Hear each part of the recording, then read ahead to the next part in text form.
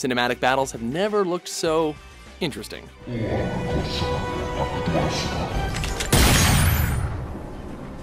Welcome to WatchMojo.com, and today we'll be counting down our picks for the top 10 ridiculous video game boss battles. Designing games is a very creative process, so we're looking at the most imaginative inventions. We're throwing away any realism and delving into the most insane enemy boss battles here. Be warned though, as this video contains spoilers and mature content. To see more of the most ridiculous boss battles, be sure to check out our original list on this topic.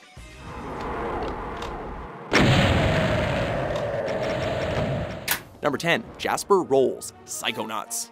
But he's nothing compared to the full destructive force of an angry critic. Criticism can be tough to deal with, especially when it's literally fired at you.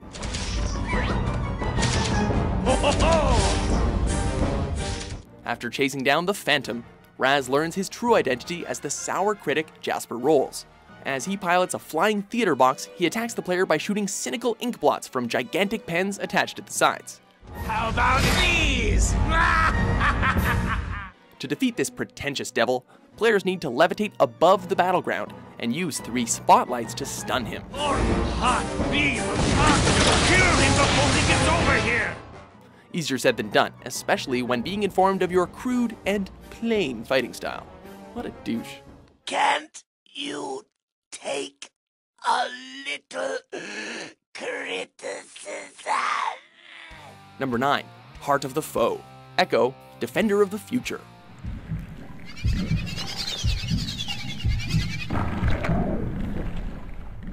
For those unaware, this is a game about a dolphin saving humanity from a violent species who are conquered by literally breaking their heart. We don't need to say any more than that, as the premise itself is beyond ridiculous enough. Swimming inside the belly of the beast, Echo must aim his attacks into the massive heart to take down the foe. A story about a superhero dolphin wouldn't be complete without a truly ridiculous boss, and this one certainly delivers.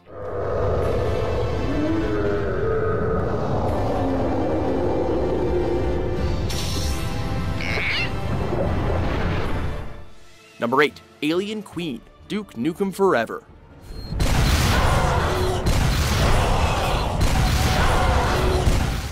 The game that took over a decade to be released certainly came packed with an insane boss battle, if not good gameplay.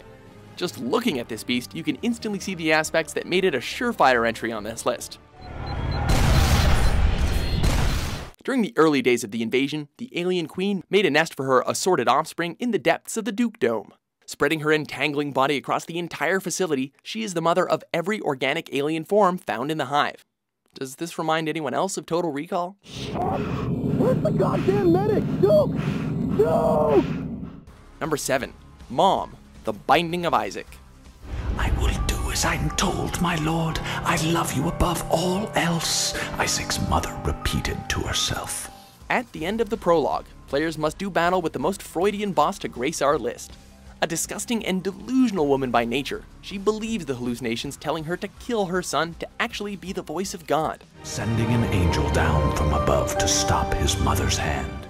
Players see very little of her, as she limits her attacks to stomping with her killer heels or by dropping pieces of flesh that evolve into additional enemies. She makes a dramatic return in the Wrath of the Lamb DLC as the final boss of the alternate chapter, Necropolis.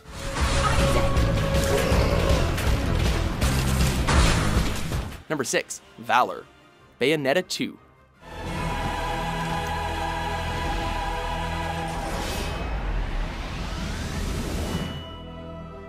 We've heard of wearing your heart on your sleeve, but how do you wear your face on your shield? Model, huh? I hope this one lasts a little bit longer. When the player comes to the bridge to the heavens, they come face to face with a living, gigantic angel.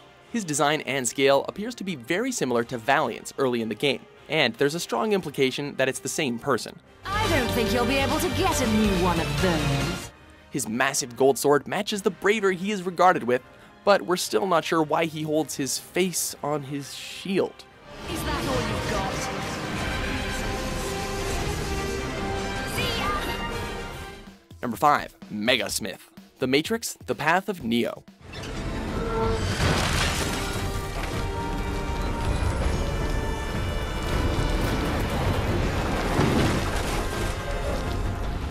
Having a sense of humor about your work is great, especially when it leads to a completely ludicrous boss battle. After playing through the entire Matrix trilogy in game form, the player is greeted by the Wachowskis as they explain their troubles in making a satisfying endgame boss. I'm Andy Wachowski. And I'm Larry Wachowski. Or rather, these are the digital projections of our mental selves. First of all, congrats on reaching the final stage of this game. You kick ass. Yes. Throwing away the philosophies and Jesus imagery of the movies, thank God, Neo ends the game with a catastrophic fight against a gigantic Megasmith. Built from all the agents piling onto each other, the Megasmith fits as a hilarious self-parody, courtesy of the film's directors.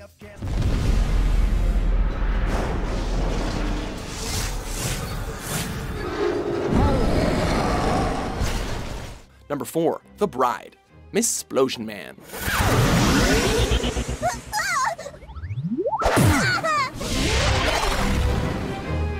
Where do we start with this one? The self-referential arcade game puts the player in a punch-out style fight against a scarily black-faced bride, or at least that's how it looks at first. After defeating her first form, the bride morphs into a horrific purple mess with the biggest eyes we've ever seen.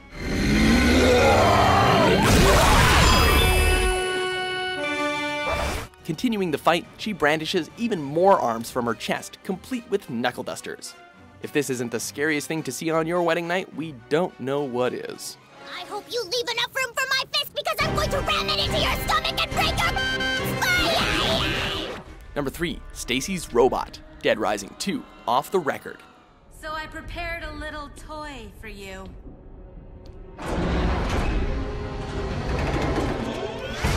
Frank West has covered wars, but nothing can prepare him for this final boss. In the alternative story of Fortune City's outbreak, players control the famed photographer as he uncovers another zombie conspiracy. What he didn't expect was the master villain to break out a giant robot built from assorted theme park attractions. A necessary sacrifice for our country. And, TK looting the city. I suppose that was for our country. After using whatever he can find to bring down the huge claws, and taking the odd snapshot now and then, Frank beats Stacey with a fist fight, and successfully brings down any realism left in the franchise. Not that there was much left to start with.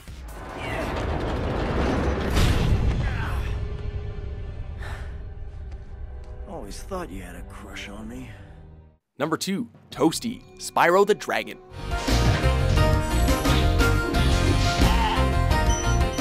You shouldn't judge a book by its cover, and you certainly shouldn't judge a boss by its first form. Be careful, Spyro. This boss has many tricks up his sleeve.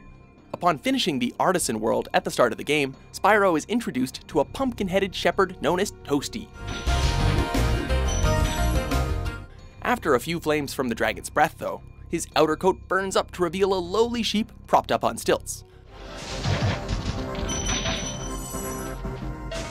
With the loss of his scythe and his dignity, Toasty is left as one of the most ridiculous boss battles in the entire series. Nasty Nork has put one of his most devious henchmen in charge of the artisan world. Bring him on. I think I smell a barbecue. Before we unveil our top pick, here are a few honorable mentions.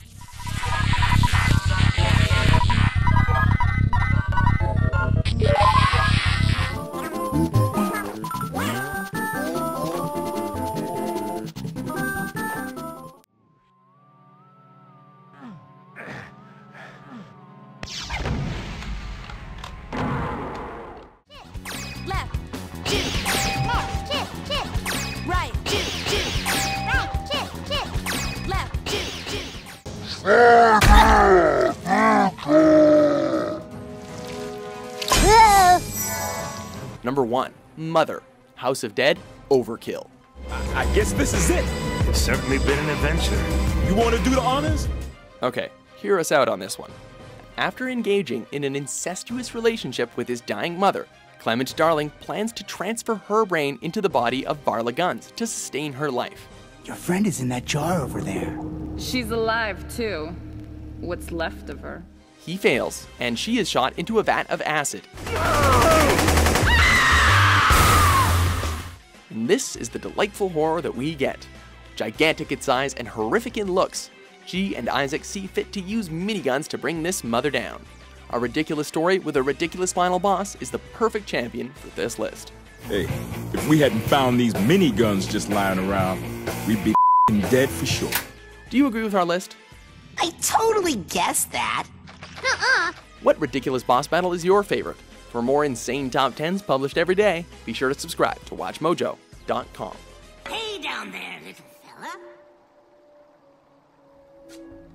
I gotta go.